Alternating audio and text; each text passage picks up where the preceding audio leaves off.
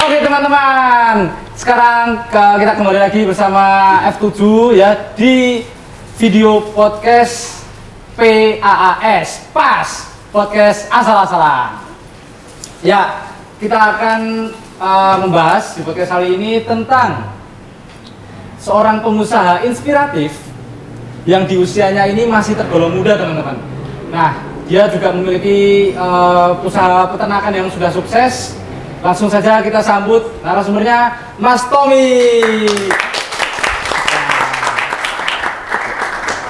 Mas Tommy ya, oke. Ya, dengan Mas Tommy Setiobudi, ya, betul. Pemilik Round Stable and Farm. Ya, gimana kabarnya Mas untuk sekarang Mas? Alhamdulillah sehat, baik. Alhamdulillah. Oke. Baik Mas Tommy. Mungkin bisa perkenalan dulu Mas Tommy ya. Ini siapa dan orang-orang mengenal Pak Tommy ini sebagai siapa gitu Pak? Silakan. Iya, siap. Nama saya Tommy Setiobudi, saya sebagai manajer di Round Stable and Farm, yang dimana di situ ada peternakan berkuda sama kambing perah. Ya, kambing perah. Polokarto, Sukoharjo. Oh, jauh. Selain itu ada lagi? Tadi sempat disebutkan juga tentang usaha milik Pak Tommy ini, Round Stable and Farm. Iya. Jadi Round Stable and Farm itu usaha seperti apa Pak? Bisa dijelaskan? Di situ kita ada breeding terkait kambing sama kuda. Ya. Yang dimana kita ada pejantan kuda yang nantinya bisa jadi bahan untuk perkawinan sama kuda-kuda lokal. Jadi kita memang sengaja menyiapkan keturunan kuda G4. Di situ kita siapkan untuk warga lokal yang mempunyai kuda agar mereka bisa mengawinkan kudanya. Jadi perkembangbiakan kuda di Sukoharjo itu ada perkembangan yang lebih bagus, karena mungkin para pekerja seperti Dilman atau yang andong di sekitar alun-alun Manan itu kemarin pada susah cari kuda pejantan karena biayanya yang cukup mahal. Jadi betul. kita mungkin lebih agak murah ketimbang dari stable-stable yang lain, karena kita ingin memang untuk sosial. Jadi mereka biar mempunyai kuda yang bagus, bisa terjangkau harganya, kita bikinkan satu tempat di Round Stable agar mereka bisa mengawinkan jaringan di situ. Oh gitu. Nah, dari penuturan Mas Tommy sendiri yang merupakan pengusaha breeding horse ya, menyiapkan kuda-kuda pejantan untuk membuahi istilahnya. Nah, berarti selama ini untuk usaha-usaha di luar itu seperti Dilman, yang di Manahan dan lain sebagainya itu rata-rata emang betina. Kalau di sini kebanyakan betina. Oh gitu. Oke. Terus terkait kambing tadi belum saya jelaskan. Oh ya, sekarang kambing guys. Kita masuk ke topik kambing ya. Terkait kambing, kemarin kita awalnya di kambing domba, tapi kalau kambing domba karena saya kan bukan lulusan dari seorang peternakan. Oh, lulusan apa itu Mas? Malahan Lulusan dari desain di kafe sama ilmu komunikasi, jadi tidak ada kesinambungan di terkait peternakan. Awal mulanya saya sendiri karena suka dulu ternak, jadi coba-coba kemarin minggu kambing, terus saya pelajari berapa tahun kok gagal, terus ini ada teman lagi yang menyarankan coba kambing perah. Nah, di situ saya coba untuk ternak kambing perah juga. Terus kalau kambing perah itu beda dengan kambing yang istilahnya kambing domba, karena kita ambil susunya. Kalau susu kan bisa setiap hari, selama kambing itu setelah melahirkan kan nanti muncul susunya, kita bisa perah. Dan setelah kawin beranak di masa sekitar mungkin 4 bulan sampai 9 bulan itu masa perah bisa. Jadi selama itu kita ada penghasilan dari susu sebagai pengganti pakan. Setelah itu juga ada bonus anaknya. Jadi Mas Tommy, kalau boleh cerita-cerita sedikit bagaimana sih awal perjalanan dari Run Stable and Farm ini sendiri, dan apa yang mendorong Pak Tommy ini untuk memilih usaha tersebut? Awal mula itu kita dari coba-coba dulu ya, berarti suka dulu berternak. Ya. Nah, kalau orang sudah nggak suka nggak akan mau. Cuma kalau betul juga. suka dulu, misalnya walaupun bukan tujuan yang kemarin kita kuliah, mungkin di komunikasi maupun di desain, tapi ujungnya endingnya bikin peternakan, itu kan sebenarnya nggak masuk akal kan. Harusnya saya kan di bidang multimedia atau di advertising masih atau bersambungan podcast itu masih bisa, cuma karena ini kan sebuah peluang. Kita melihat sebuah peluang itu karena kita punya beberapa lahan yang kosong.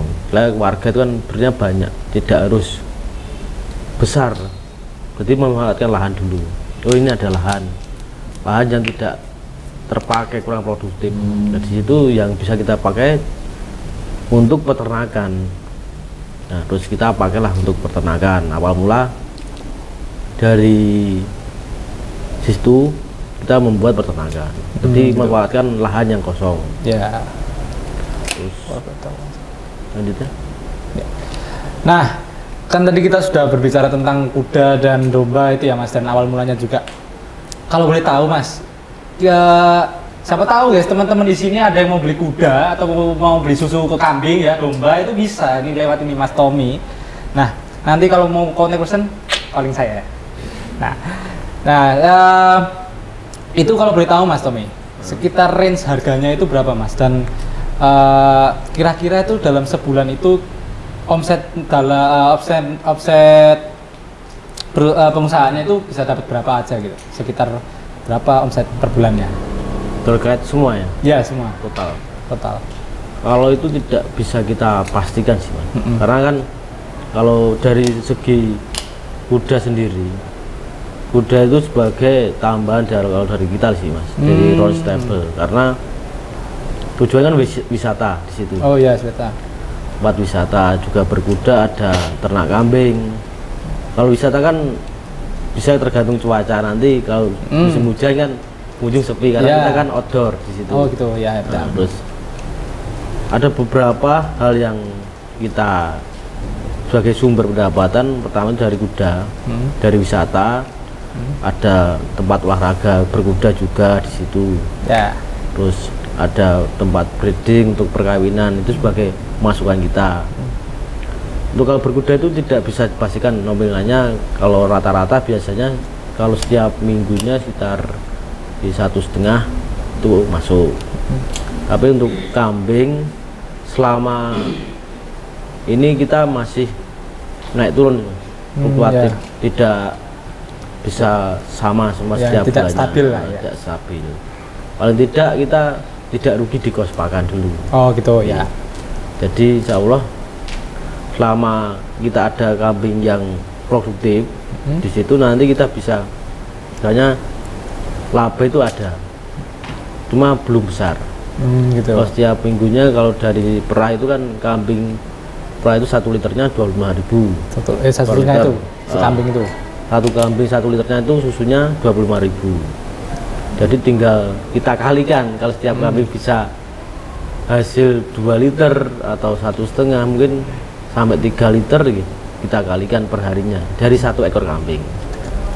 Banyak juga guys, jadi lumayan juga ya sehari bisa dapat berliter-liter susu. Itu belum dikali berapa puluh kambing itu. Dari kohenya, kotoran kambing kan bisa kita jual juga. Oh bisa juga, kotoran kambing. Ya bisa kita jual. Terus antara bibit pakan, pohon pakcong atau terus yang lainnya yang bisa itu kita jual, kan kita juga jual bibit. Jadi per biji, per batang sekitar 10 cm sampai 8 cm itu per bijinya 500. Gitu.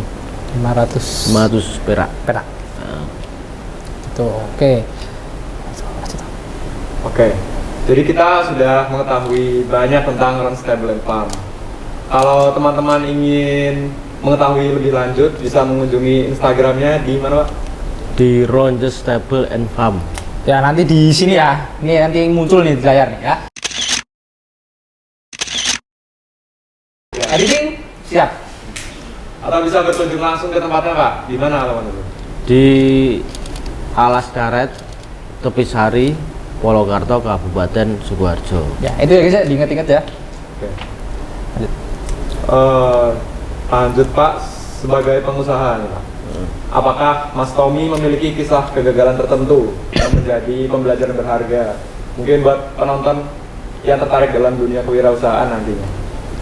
Kalau kegagalan pasti itu harus, jadi pengusaha itu harus gagal, harus pernah merasakan gagal, karena di situ menjadi pengalaman kita. Contoh kemarin kita gagal awal itu waktu kita mau mencoba domba. Ya, Kan domba. ada perbedaan kambing dan domba. Kalau domba itu kemarin kita hampir gagalnya 50% dari Banyak juga Bang. modal kita. Terus ada lagi waktu kita punya kambing sanen, pejantan sanen. Ya. Itu kan pejantan untuk menghasilkan mencetak perah. Iya. Kita ada satu kemarin juga mati waktu Wah. ada masalah PMK, penyakit mulut dan kuku, yang menyerang unggas dan kambing. Kemarin kita beli harga 19 juta. Itu mati. Aduh, nggak bisa tidur sekarang apa sih? Ya cuma agak pusing. Cuma ya itu kegagalan kita harus kita maknai bahwa tidak ada hal yang mudah dalam berwirausaha. Yang dibutuhkan adalah mental.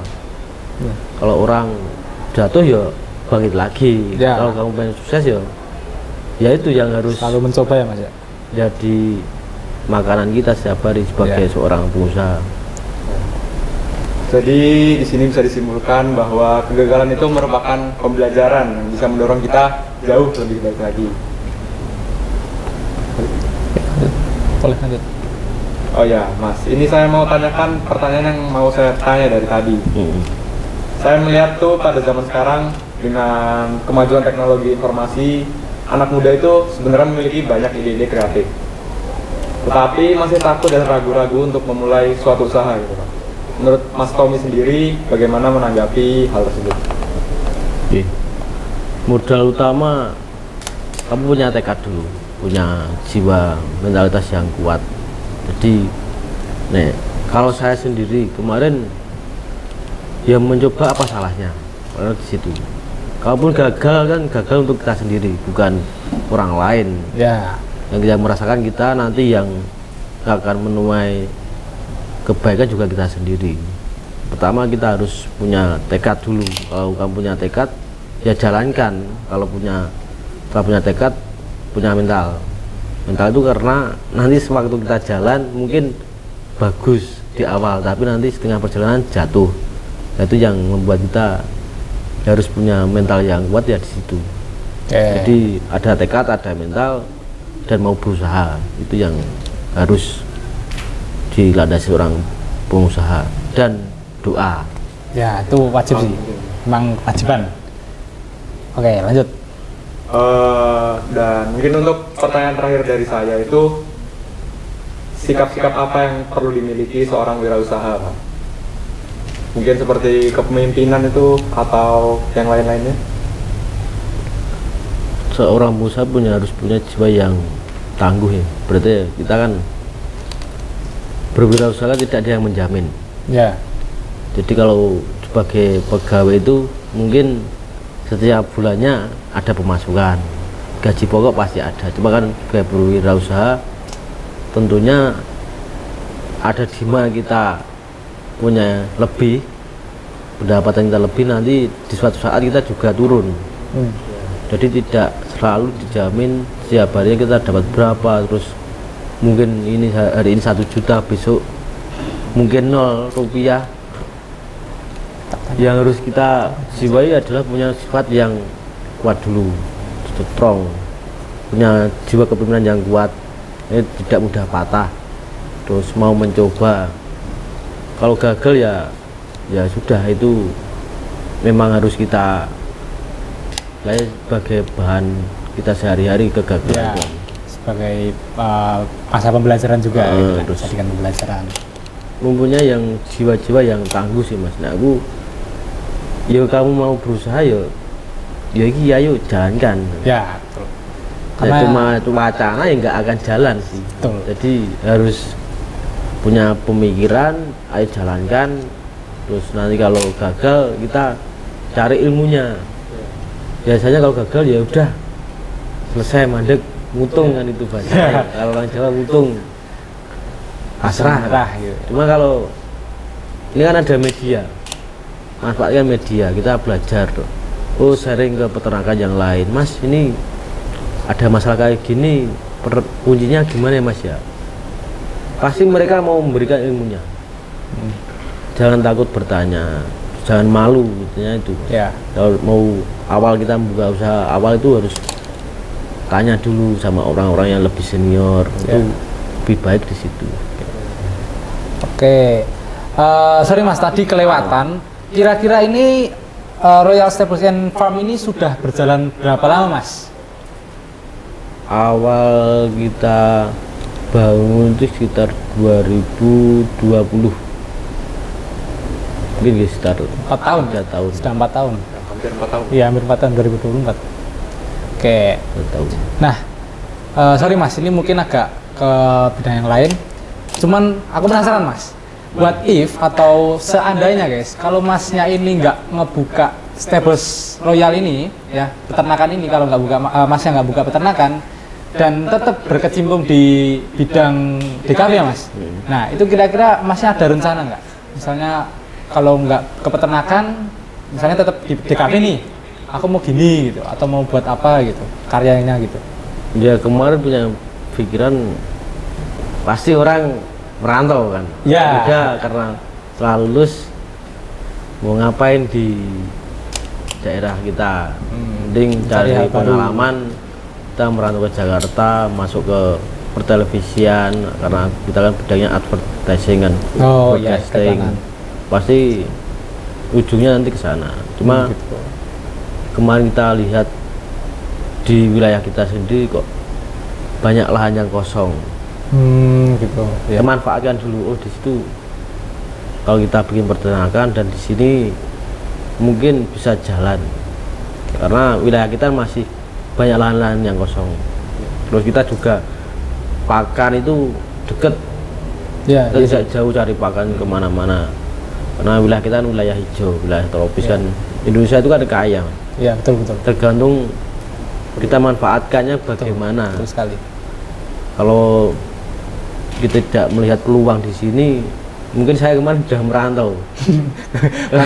Tetap ke bidang DKV ya? Ujung-ujungnya pasti merantau kan. Iya. Cari hal baru, cari istilahnya refreshing hal yang bisa dilakukan ya. Terus ada yang mau kesampaikan, Marco? Enggak. Mungkin lanjut aja ke sesi tanya jawab dengan audiens. Ya. Nah, karena di sini kita banyak banget penonton-penonton kita hari ini. Siapa tahu ada pertanyaan yang ingin disampaikan ke Mas Tommy, ya mungkin dari unek-uneknya atau hal tentang peternakan, tentang DKV dan lain sebagainya bisa ditanyakan ke Mas Tommy ya. Oke, audiens dipersilahkan untuk bertanya. Siapa dulu? Ini duluan, oke. Ya, Ladies first. ladies first, ya. Dengan Mbak siapa dulu ini? Dengan namaku Alia. Ya, Alia. Mbak Alia. Oke, Mbak Alia apa yang mau ditanyakan ke Mas Saya Tommy? mau tanya, Hmm. bagaimana cara Mas Tommy memasarkan bisnis peternakan ini ketika masih baru sehingga sekarang bisa dikenal oleh banyak orang? Mungkin bisa di-share untuk teman-teman yang baru mulai bisnis. Oke. Awal mula kita juga harus main media. Karena kan di tahun sekarang kan media kan sebagai faktor kunci dalam pengenalan, dalam pemasaran. Terus di situ selain main media, kita juga masuk ke sekolah-sekolah. Karena sekolah itu kan ada ekstrakurikuler. Kita bikin brosur. Terus secara manual, berarti kita juga masuk ke sekolah-sekolah juga. Selain main multimedia, main media juga. Memanfaatkan teknologi. Iya, karena penting teknologi itu zaman sekarang faktor kunci dalam sebuah pemasaran, sebuah usaha. Oke, apakah sudah puas Mbak Alia dengan jawabannya? Oke guys, lanjut ke pertanyaan kedua. Ada lagi? Oke Mas Fauzan, ya. Mas Fauzan. Mas, nama saya Fauzan. Jadi di sini saya ingin bertanya. Tadi kan Mas Tommy bercerita tentang kegagalan ya. Dan Mas Tommy sendiri pernah mengalami. Cuma kegagalan terbesar Mas Tommy itu apa? Atau titik terendah Mas Tommy itu pas mengalami kegagalan itu apa? Itu terendahnya mental mas, mental saya harus ya wis gagal nggak usah dilanjutin, terus dipikir-pikir nah nggak dilanjutin kita sudah bangun dari awal dari nol, masa cuma gagal satu kali terus nyerah gitu aja kan, rasa-rasanya malu sama diri sendiri, sama orang tua, sama warga. Yo saya membuktikan yo gagal pasti nggak apa-apa, cuma terus tapi pikir lagi ya udah bangkit, gagal bangkit lagi, gagal bangkit lagi. Itu titik rendah kita mental mas. Kalau mental sudah nggak kuat ya udah mungkin kemarin selesai. Cuma harus kita sebagai anak muda tetap jiwa petarung itu harus ada, harus semangat. Gagal ya nggak apa-apa, itu wajar sih mas. Titik terendah saya kemarin itu bukan karena hewannya yang mati, mental saya nggak kuat sebagai pengusaha, karena awalnya saya bukan pengusaha. Cuma dari situ oke lah, saya harus menuntut saya sebagai seorang wirausaha, harus mempunyai jiwa yang kuat, mental yang kuat. Oke, gimana Mas Fauzan jawabannya? Sudah aman. Oke, apakah ada pertanyaan lagi dari audiens? Oh, ini mungkin. Ya, Bang Marco. Jadi ada yang nitip pertanyaan ini dari Mas Lukman. Mau tanya untuk Ron Stable and Farm sendiri, rencana kedepannya apa? Atau akankah mau nambah cabang atau bagaimana? Mas Tommy, silakan. Kalau kedepannya mungkin gitu, pembesaran lahan sih mas. Pembesaran. Ya, untuk meluas lahan. Di situ kita kan melihat di wilayah Alas Karet itu kan wilayahnya seperti hutan. Pengen kita ada sebuah kegiatan di outdoor yang melibatkan sebuah, istilahnya kita pakai ATV keliling Alas Karet, terus nanti ada yang tempat berkuda keliling Alas Karet, jadi punya trek sendiri.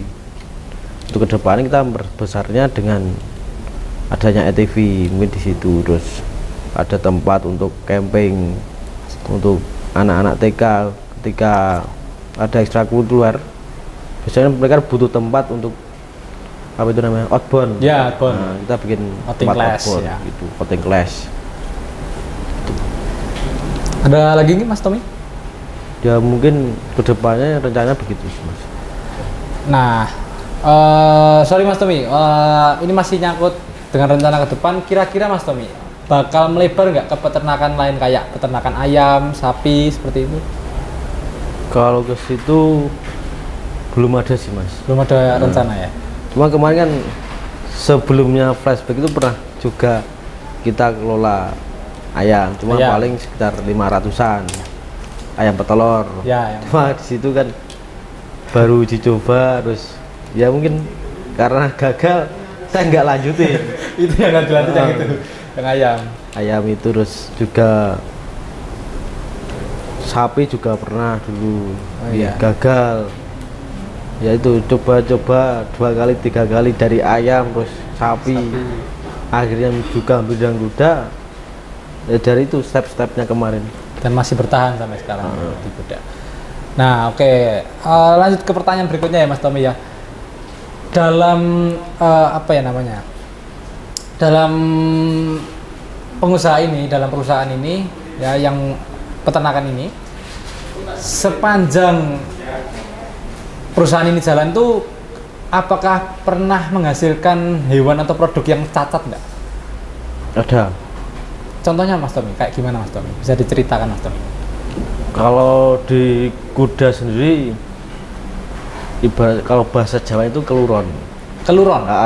Keluron. Kalau Indonesianya prematur. Ya, prematur. Jadi sebelum masa melahirkan itu sudah keluar dari induknya. Jadi masih kebungkus sama baca ari-arinya kan. Ya, situ. masih ada bungkusnya.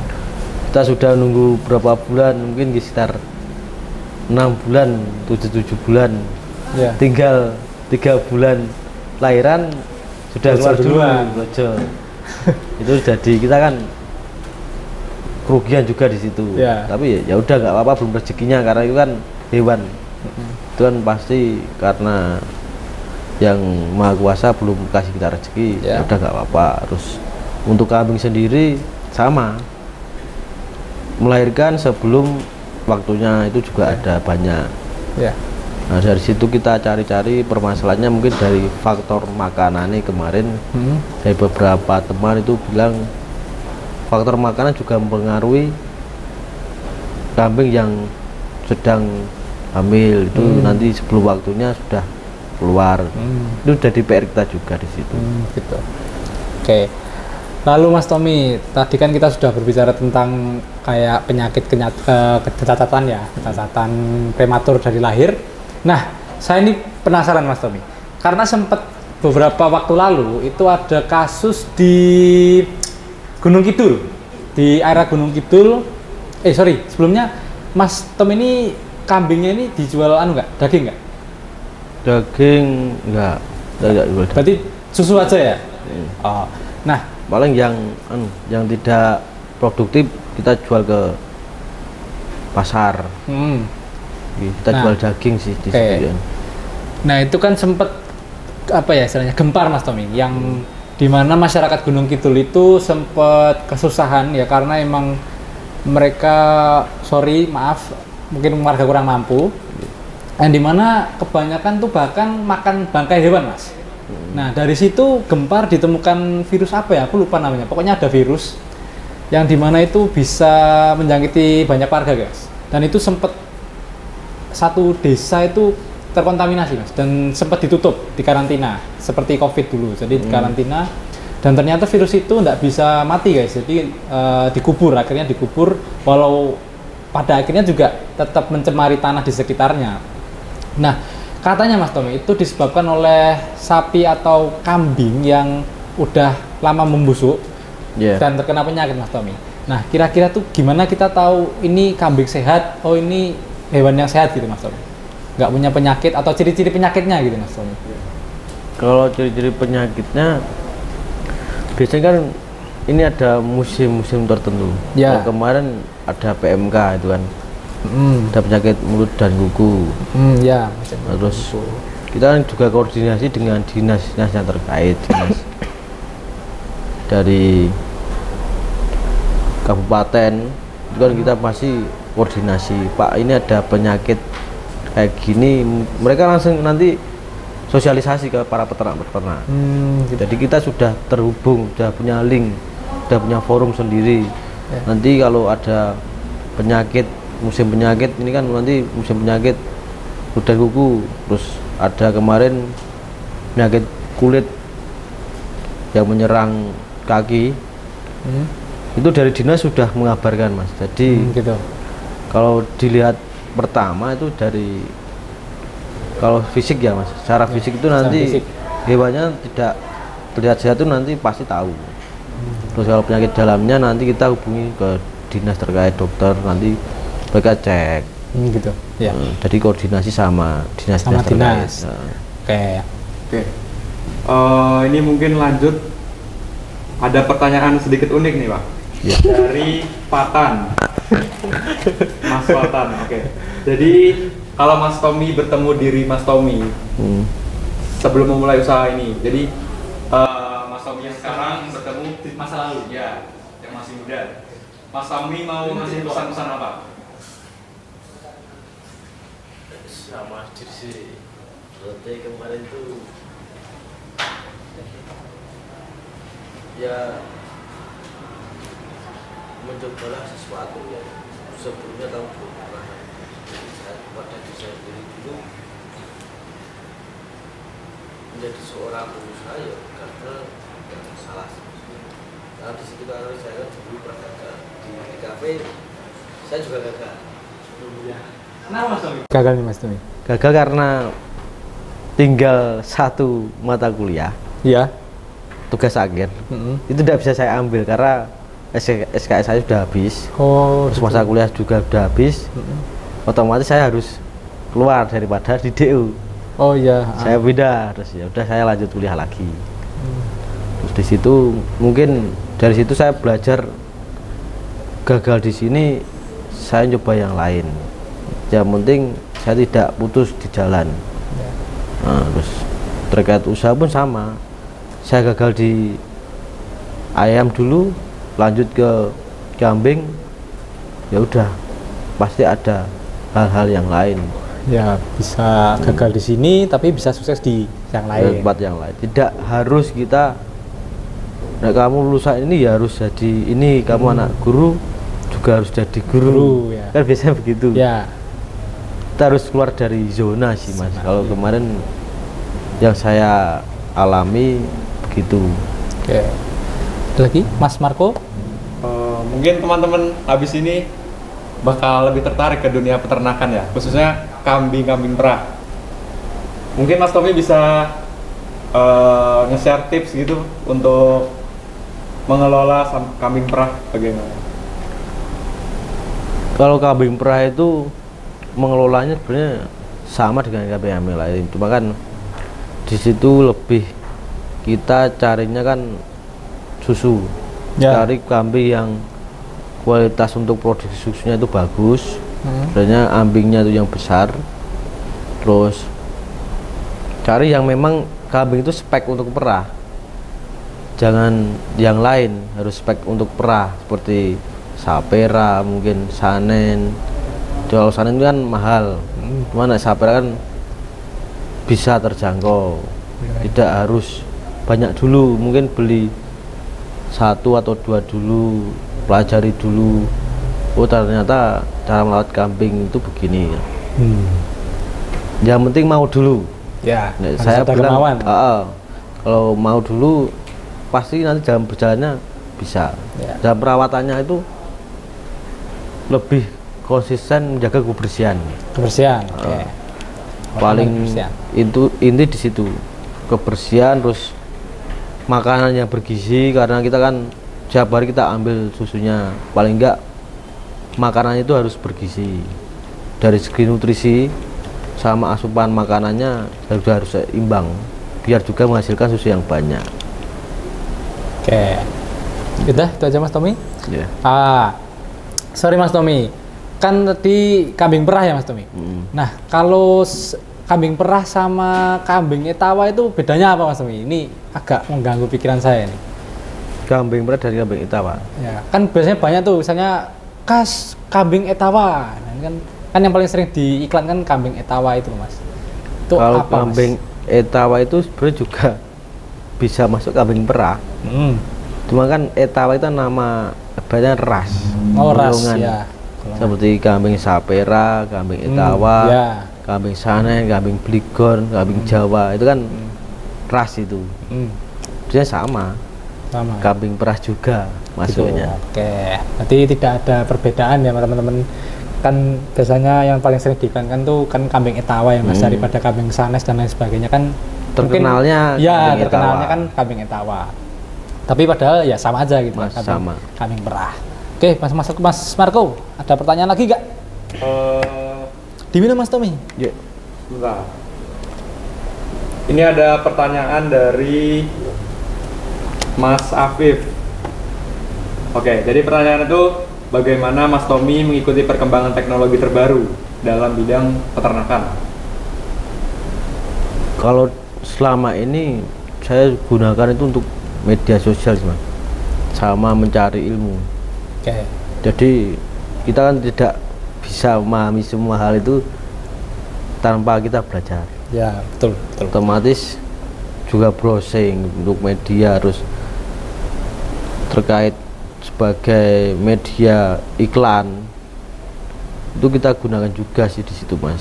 Jadi paling enggak harus sebagai kita harus bisa manfaatkan media sih mas.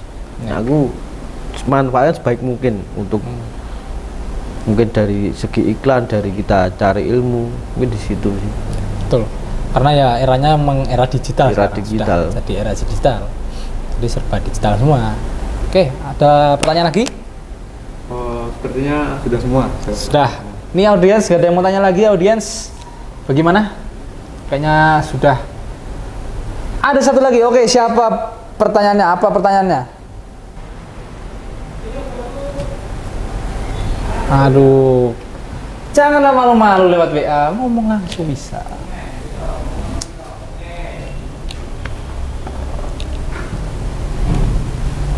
Oke. Jadi ada pertanyaan lagi nih. Menurut Pak Tommy, kunci kesuksesan itu apa? Yang paling penting? Kunci kesuksesan.